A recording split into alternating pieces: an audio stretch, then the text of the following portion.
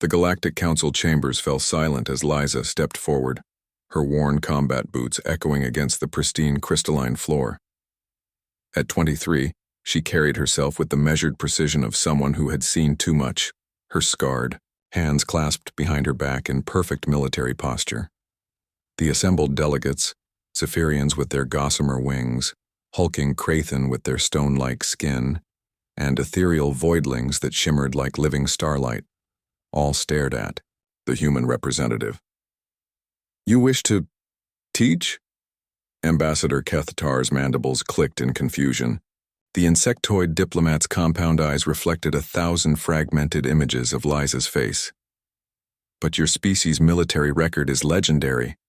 The Battle of Kepler 442, the siege of the asteroid fields, the defense of New Geneva. Humans have proven themselves the greatest warriors the galaxy has ever known." Liza's jaw tightened almost imperceptibly. "With respect, Ambassador, that's exactly why I'm here." She gestured to the holographic display that materialized beside her, showing her service record. The numbers were staggering. First, combat deployment. At 11 years old during the Outer Rim crisis, decorated veteran by 15, commanding her own battalion at 18. Each medal and commendation represented battles that had claimed millions of lives across dozens of star systems. "When the Beltar invaded Earth's colonies," Liza continued, her voice steady despite the weight of memory, "we had no choice. Every human who could hold a weapon fought. I was 11 when I first fired a plasma rifle in combat. 11 when I watched my older brother James die protecting an evacuation ship."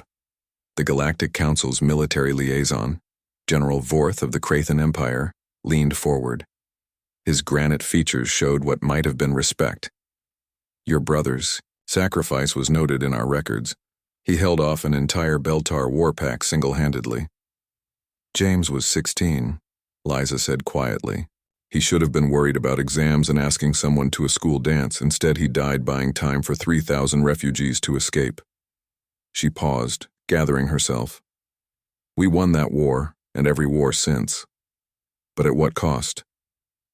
She activated another hologram, this one showing human colonies across the galaxy. Where other species had gleaming cities and pastoral landscapes, human settlements were fortress worlds, their children growing up in bunkers and training facilities. "Look at us," Liza said, her voice gaining strength. "Every human child knows how to field strip an energy weapon before they learn basic mathematics. We've become so good at war that the entire galaxy depends on us to fight their battles. The Zephyrian trade wars, the Void incursion, the Crystal rebellions, you call us, and we come running, because that's all we know how to do." Ambassador, Yelena of the Zephyrian Collective fluttered her wings nervously. "But surely you take pride in your military prowess. Humans are revered throughout the galaxy for your courage and tactical brilliance." Liza's expression softened, showing a glimpse of the woman she might have been. "There's something you need to understand about humans, Ambassador. We don't fight because we love war. We fight because we love what we're protecting. Every human soldier carries something with them into battle. A photo, a letter, a memory of home. We fight so fiercely because we dream of peace." She walked closer to the council members, her presence somehow filling the vast chamber despite her relatively small stature. "I've spent 12 years of my life in combat zones. I've seen things that would break most species' minds. But do you know what my greatest victory was? It wasn't at the Battle of the Crimson Nebula, where I outmaneuvered a fleet 3 times our size. It was 3 months ago, when I taught a group of refugee children from Proxima 7 how to read." The chamber erupted in surprised murmurs.